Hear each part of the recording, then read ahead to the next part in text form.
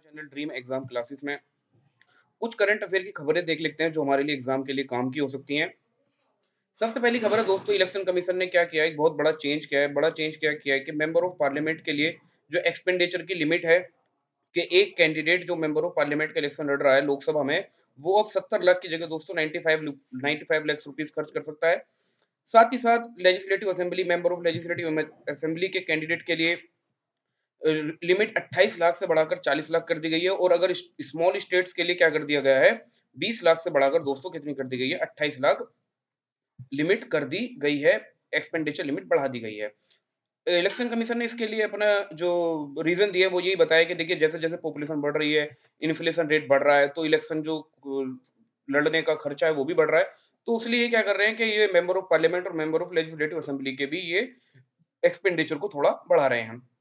अच्छी खबर आई है दोस्तों, जो नेशनल स्टैटिस्टिकल ऑफिस है एनएसओ, जो कि हमारे ministry of statistics and programme implementation MoSPI के अंदर काम करता है, उसने ये बताया कि भारत की जो जीडीपी ग्रोथ रेट हो सकती है वो 2022 के फाइनेंशियल ईयर के लिए, 2022 के फाइनेंशियल ईयर बोले तो दोस्तों 1 अप्रैल 2021 से लेकर के 31 मार्च 2022 तक ये फाइनेंशियल ईयर है। इस फाइनेंशियल ईयर में भारत की जो जीडीपी ग्रोथ रेट रह सकती है, में यानी रह सकती है 9.2% का, उसने क्या किया है दोस्तों, अंदाजा लगाया है। अभी वो मई क्यों कह रहे हैं, क्योंकि अभी दोस्तों देखिए फरवरी और मार्च का महीना बचा हुआ है।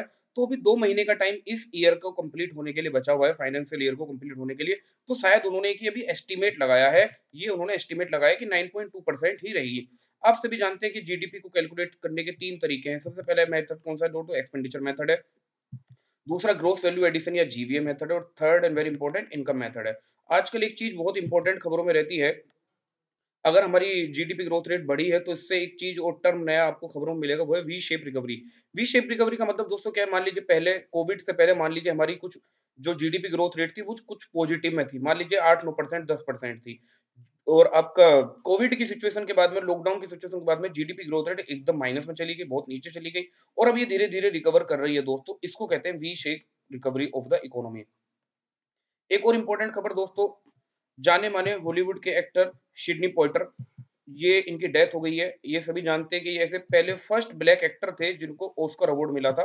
ऑस्कर अवार्ड का दूसरा नाम दोस्तों क्या है, एकेडमी अवार्ड भी है। इनकी 1963 की फिल्म थी लिलीज ऑफ द फील्ड। इनकी डेथ हो गई है दोस्तों अभी हाल ही में, तो ये आप याद रखिएगा।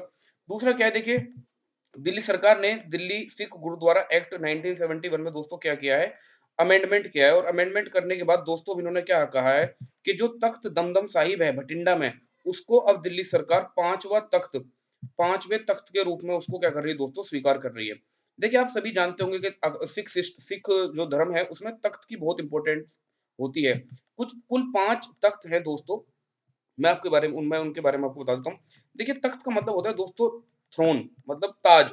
और ये क्या होता है, इसका बहुत इंपॉर्टेंस होता है सिख धर्म में। ये एक बहुत बड़ी अथॉरिटी होती है जिसका बड़ा मान सम्मान होता है, इसको बड़ी पावर होती है। इसका काम क्या होता है दोस्तों, ये हुक्मनामा क्या करते हैं, ये इशू करते हैं। हुक्मनामा यानी दोस्तों एक तरह के ऑर्डर, एक तरह का ये ऑर्डर इशू करते हैं कि किस चीज को कैसे करना है या कैसे नहीं करना है। तो इसने क्या कर दिया है दोस्तों, ये जो दिल्ली सुख गुरुद्वारा मैनेजमेंट कमेटी है, इसके एक्ट को भी अमेंड कर दिया है। इसमें अब 55 की जगह 56 मेंबर होंगे। ये भी इंपॉर्टेंट है। और साथ ही साथ ये लिखना है कि हमें ये याद रखना है कि कुल सिख धर्म में भारत में कुल कितने हैं दोस्तों, 5 तख्त हैं। 3 पंजाब में है और दोस्तों एक महाराष्ट्र और एक बिहार में। पंजाब में सबसे इंपॉर्टेंट तो आप जाती हैं अकाल तख्त। दोस्तों ये क्या है, जो स्वर्ण मंदिर है अमृतसर में, उसी को हम क्या कहते हैं, अकाल तख्त भी कहते हैं। सबसे पुराना अकाल तख्त तो दोस्तों यही है और ये सबसे ज्यादा महत्वपूर्ण भी है पांचों तख्त में से। और ये सन 1606 में दोस्तों गुरु गोविंद सिंह जी ने इसको स्टेब्लिश किया था। इसके बाद दोस्तों ये लोकेशन याद रखिएगा, तख्त केशगढ़ साहिब। दोस्तों ये कहां पर है, ये आनंदपुर साहिब, ये भी पंजाब में ही है, आनंदपुर साहिब। और गुरु गोविंद सिंह जी ने जो खालसा का जो दोस्तों अपील की थी वो यहीं पर की थी। तीसरा दोस्तों, अब नाम से ही पता लग रहा है आपको, तख्त पटना साहिब। गुरु गोविंद सिंह जी दोस्तों यहीं पर उनका क्या हुआ था, जन्म भी हुआ था। तख्त हुजूर साहिब ये कहाँ है दोस्तों, महाराष्ट्र के नांदेड़ में है। और ये सबसे लास्ट जो भी खबरों में है, तख्त दमदम साहिब, ये दोस्तों कहाँ पे है, ये तलवंडी भटिंडा के पास में है। तो ये आपको चीजें याद रहेंगी कि सिख धर्म में कितने तख्त हैं दोस्तों, 5 तख्त हैं। देखिए अभी क्या किया है यूनियन मिनिस्ट्री ने, जो हमारे एजुकेशन मिनिस्टर हैं धर्मेंद्र प्रधान जी ने, उन्होंने एनईएटी 3.0 को जो ये इनिशिएटिव है इसको लॉन्च किया है। इस इनिशिएटिव का पूरा नाम क्या है दोस्तों? National education achievement of technology. इसमें क्या करना जा रहे हैं दोस्तों? पब्लिक प्राइवेट पार्टनरशिप का मॉडल है। इसमें कुछ प्राइवेट संस्थाएं भी होंगी और कुछ भारत सरकार की जो एआईसीटीई जो संस्था है, ये दोनों मिलकर क्या करेंगे दोस्तों? एजुकेशन में कैसे ज्यादा से ज्यादा टेक्नोलॉजी का यूज किया जाए, ये उसके लिए दोस्तों काम करेंगे। देखिए आप जानते हैं khadi and village commission KVIC का काम होता है खादी को ज्यादा से ज्यादा बढ़ाना। इसके चेयरमैन दोस्तों विनय कुमार सक्सेना जी हैं। इन्होंने अभी क्या किया है, हिंदुस्तान में इंडिया में पहली ऐसी एक मोबाइल बस, एक ऐसी वैन चलाई है जो क्या करेगी दोस्तों? वो जो शहद है उसको प्रोसेस करेगी। ये दोस्तों कहाँ से स्टार्ट करी गई है? गाजियाबाद से स्टार्ट करी गई है। तो इस वैन के थ्रू आप क्या कर सकते हैं दोस्तों? 300 केजी से ज्यादा शहद को प्रोसेस कर सकते हैं मात्र 8 घंटे में। एक और इंपॉर्टेंट अंतरराष्ट्रीय खबर हमारे लिए रही है क्या, कि OPEC, Organization of Petroleum Exporting Countries, इसने अपना नया जनरल सेक्रेटरी महासचिव नियुक्त किया है। कुवैत के हैतम अल घेस, ये जो है हैतम अल घेस को क्या बनाया गया दोस्तों? इनका नया जनरल सेक्रेटरी बनाया गया। ये कौन से देश के हैं? ये कुवैत के हैं। आप सभी जानते हैं ओपेक का हेडक्वार्टर दोस्तों कहाँ पे है? वियना ऑस्ट्रिया में है। और ये दोस्तों इन्होंने किनका स्थान लिया है? इन्होंने मोहम्मद बरकिंडो का जगह ली है इन्होंने। साइंस एंड मिनिस्ट्री के मिनिस्टर हैं हमारे दोस्तों डॉक्टर जितेंद्र सिंह जी। इन्होंने बहुत ही इंपॉर्टेंट एक हमारे लिए क्या किया है, एक ओपन म्यूजियम, रोक रोक आप सभी जानते हैं दोस्तों, पत्थर की बात मैं करना चाह रहा हूँ। ये क्या है? वो इंडिया का पहला ओपन रोक म्यूजियम हैदराबाद में लगा है। इसका फायदा क्या होगा दोस्तों? डिफरेंट डिफरेंट टाइप के रोक आपको यहाँ दिखाई जाएंगे। और सबसे इंपॉर्टेंट दोस्तों, रोक की एज के थ्रू आप जो अर्थ की जियोलॉजी है उसको समझ सकते हैं। देखिए कितने पुराने अर्थ, लगभग 3.3 बिलियन ईयर पुराने भी यहाँ पर आपको रॉक्स मिल जाएंगे। तो ये ओपन म्यूजियम कहाँ बना है दोस्तों? हैदराबाद में बना है। जल शक्ति मंत्रालय के मंत्री हैं दोस्तों गजेंद्र सिंह शेखावत जी। इन्होंने क्या कर दिया गया है, 2020 के लिए दोस्तों नेशनल वाटर अवार्ड की घोषणा कर दी गई है। इंपॉर्टेंट खबर क्या है हमारे लिए, कि उत्तर प्रदेश को बेस्ट राज्य का अवार्ड मिला है। और साथ ही साथ दोस्तों इन्होंने क्या किया है, डिफरेंट डिफरेंट डिस्ट्रिक्ट को अवार्ड दिया है, नॉर्थ साउथ ईस्ट वेस्ट। उतना हमारे काम के लिए नहीं है, बस ये याद रखिएगा नॉर्थ में कौन से डिस्ट्रिक्ट को मिला है। उत्तर प्रदेश के मुजफ्फरनगर को नॉर्थ जोन में बेस्ट डिस्ट्रिक्ट का वाटर मैनेजमेंट के लिए अवार्ड मिला है।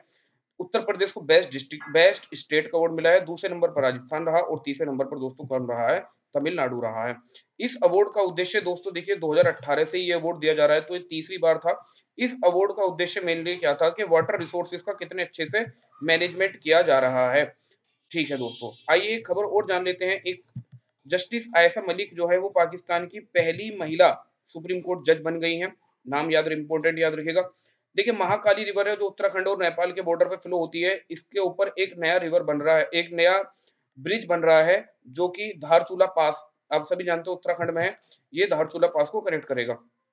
अगेन एक और इंपॉर्टेंट खबर दोस्तों, क्या है कि गुजरात में जो केवड़िया रेलवे स्टेशन है, केवड़िया रेलवे स्टेशन कहाँ पे है? नर्मदा डिस्ट्रिक्ट।